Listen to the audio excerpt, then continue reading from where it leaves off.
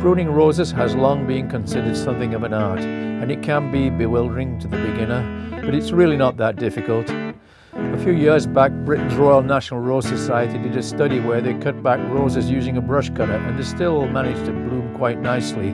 But they did find that in later years it appeared to have introduced disease to the rose bushes.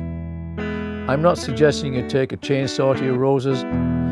A sharp pair of pruners will do the job quite nicely.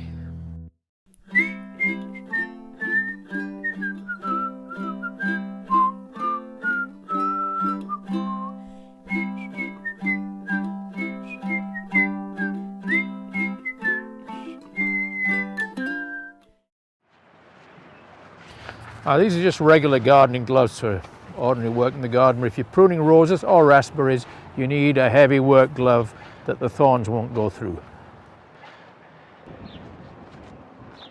These are the pruning tools I'll be using. I like to have clean ones to start with. It's often recommended you disinfect them, not to use bleach. It's a little corrosive on metal.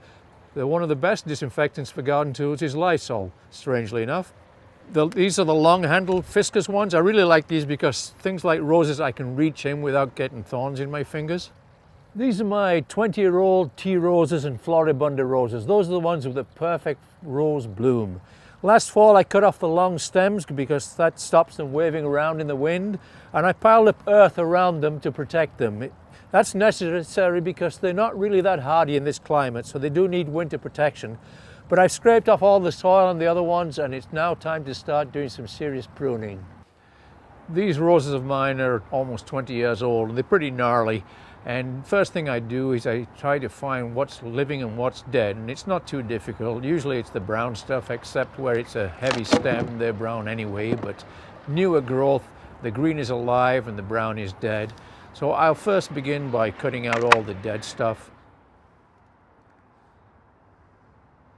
And then I'll pick 3 to 5 of the green strong stems, and I'll prune those back to about 6 to 8 inches tall. As spring progresses, the buds are fairly obvious. Don't leave it too late, but you should be able to see them fairly easily. They're pinkish and they're sticking out at the side of the main stem. And I'll try to cut just above an outward facing bud. I will cut on an angle, that way any moisture runs off, but not too steep of an angle.